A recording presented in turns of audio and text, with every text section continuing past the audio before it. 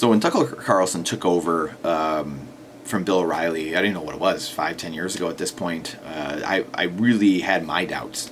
Bill O'Reilly was number one in cable news. He was absolutely crushing it. Like him, love him, or hate him, Bill O'Reilly had one thing that he was generally really good at, and it was trying to find objective truth, trying to submit to truth. And he had that guiding principle, and that's why he was so successful, because he was not afraid to call people out on their BS, which is a lot of what the fiat media world is. So he was not afraid to do that. He's not afraid to go against the system and speak truth, and that's why so many of the, whether it's Bitcoin or whether it's media personalities like a Tucker, when you're going after truth, objective truth, and trying to submit to it, humans, every single one of us, inside of us, our conscience is what is drawn to objective truth and submitting to that. That's what we want to do. That's the yearning that every human being has. And some of us stray further than others from that truth, from submitting to that truth. And some people deny truth, some people accept it, but they still don't really do it. But you're trying to, at the end of the day, find and submit to objective truth. And so one of the things that O'Reilly was really good at was that, trying to get there and trying to call people on that, trying to find that himself. Was not always right. Didn't always do it the right way. The "F it, we'll do it live." We're all humans and we all make mistakes. It's one of the best drops of all time. But Tucker took over in this past decade, obviously, right, and has done unbelievable. And younger guy, I thought he was just kind of like a sideline reporter. I didn't know he had a lot of this in him. And he just went down. I think he's doing Argentina right now, Milei, and there's an article about the 2 things Tucker said people must do if they want their country to continue to exist. And he's way deeper than I ever thought he was. And I really never watched him. I only watched him a handful of times on Fox News. But I've seen a lot more now that he's on Twitter. And I'm sure probably many people have, especially people watching this video. And he really strikes at the chord of submitting to truth. Again, submitting to truth, finding truth, and submitting to it. And the 2 things he talked about here were the 2 things you need to do are organize and speak with total honesty, clarity, and aggression. And it goes right into... But right when I saw this article, I was like, "Oh, Tucker, interesting." I wanted to see what was going on here, what he was kind of, what he was up to.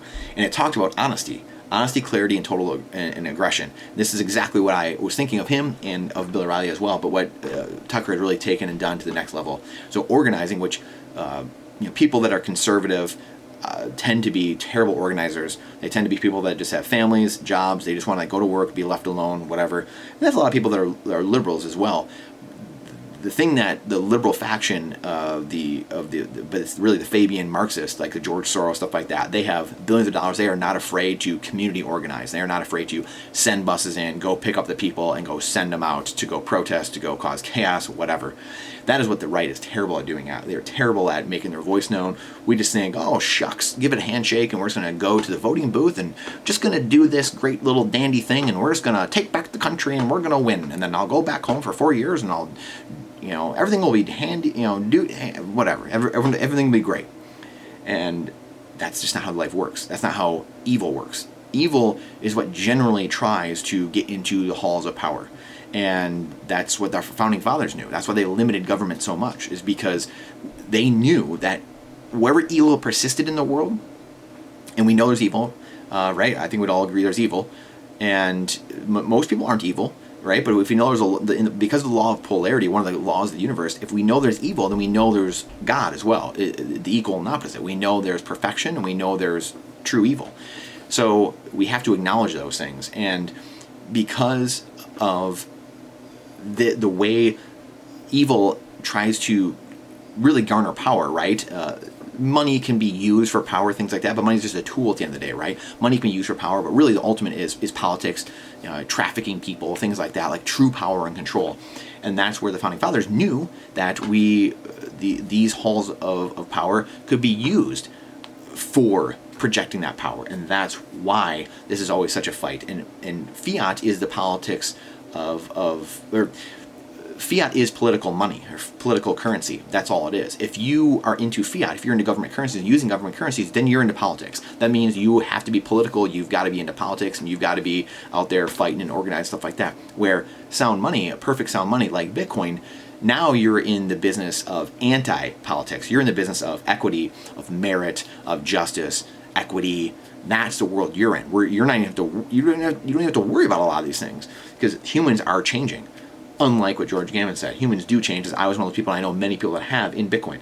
But organizing. One of the ways you can organize is by buying Bitcoin, right? Buying Bitcoin, organizing, adding yourself to that network, dollar cost averaging Bitcoin. Again, that's not financial advice. This is freedom advice. But if you want to organize and strip people of their power that have undue and unjust power, this is an unbelievable way to do that. Buy Bitcoin. Use it as your savings technology. Get out of the government currencies that are going to zero anyway, which means what's the polar opposite? Something that's polar opposite of government currencies is Bitcoin. So we know if government currencies all go to zero, they have a 100% failure rate in all of human history. We know that Bitcoin is going to infinity then, because it's the exact opposite, like evil and good. It's a very different realm, but the law of polarity works the same way, obviously, correct? So this is a world. Organize, and then doing this as well, just with people around you. Obviously, we talk about this a lot. We talk about getting Bitcoin, getting a tiny bit of gold and silver, guns, food, ammo, water, electricity, energy, storing that up, and getting some land maybe, but then community. Community is the number one thing, the things we do here every day, the building the community of people around you, your local rancher, your local sheriff, seeing who's making your food, what's going on, what are they putting in it, and having those things available around you. The people that you know you can go to if you need something in times of crisis, you can have that person that helps you with this, and you can help them with that. So organizing in many ways, right? Organizing at the capitals, organizing your local PTA, organizing and getting active in the local township, the city, the county, or wherever you're in, getting active. And this only takes 5-10% of people doing once a year. Can you imagine how much different things would be if 5 or 10% of people did things once a year? How much different? How much more honesty, like Tucker says, organized and honesty, organize and speak with total honesty, clarity, and aggression. And aggression doesn't mean going and beating people up. That's not what it means. It means being convicted, clear and honest and convicted with aggression. Saying, no, I stand for truth. I stand for objective truth, and I will not back down to evil, period. And it's being rock solid in your stance, rock solid in your faith of that truth. That is it. Neither one of those things is easy, he acknowledged. Complaining is easy. Watching television is easy. Eating with people you agree with and grousing is really, really easy. And that is, admittedly, right? We're human. But none of those things change the outcome. You need to act. You need to speak. And you need to organize. And before you can do either one of those things, you need to recognize the consequences, the stakes. You may lose some friends, experience rejection, or be demonized. But what's the cost if you fail to act and speak? Tucker clarifies that this isn't about people doing things it's not about people doing things you disagree with. It's actually much, much bigger than that. It's about the most fundamental question of all, which is, can you have children? Can you have children? Will they live in a world where they can afford to get married themselves and have children? It's not actually having children, right? Not everyone can have children. That's not the question. Will you have children? But will they be able to afford and live and grow up in a place where they can afford to get married, afford to have children, feel like they can, psychologically, or literally just be in a place where they can? Will those children live where you live? Will they live by you? Or will they be forced to move far away to go seek opportunities because the fiat destructive world has forced them away? Destroying the nuclear family, destroying the generational family. Will the world that produced you continue to exist? And this, again, doesn't mean technological change. Oh, AI's coming. Like, we shouldn't have that. This guy's against technology. He's not progressive enough. No, the progressive word has been bastardized, just like the word liberal. Liberal used to mean you were truly open-minded, and it's what a modern-day conservative is, actually. Conservatives are the most open-minded people I've ever seen in my life. Right? They're not fighting you. They're not beating you in the library if you don't choose to conform to their ideology and stuff like that. No, they're just like, okay, if you want to do that, just whatever. Like, can you not do it here?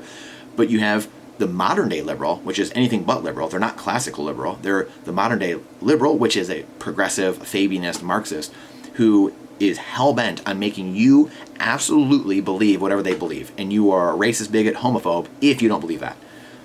Will the world that produced you continue to exist? Such a harrowing question, but one we must contend with, given our country being at a breaking point. Really, this is the biggest test society has faced here in America ever. This monetary transition. Are we going to make it go from fiat to sound money? Are we going to make it from CBDCs and slavery to sound money, to Bitcoin? What are we going to choose? This is the biggest, more than the revolution, the Civil War, the World Wars. This is it. This is it. Do we put ourselves in our own prison? Those were outside.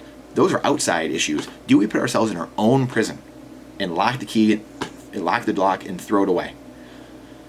The answer is no, he said. With bad leadership, it won't. Everything is at stake. Fight for the right things. That's the point. And apparently David Rubin said that at the end. But I'm going to say it too. Fight for the right things. Doing for the right reasons. Lay down your life to pick up your cross. And that doesn't actually mean being a martyr for most people. It means doing the right things at all times for the right reasons. Appreciate you more than you know. Please share yourself. Algorithm hates truth. Question everything with boldness. Trust, but verify. It's not financial advice. It's freedom advice. I look forward to seeing you on the next one.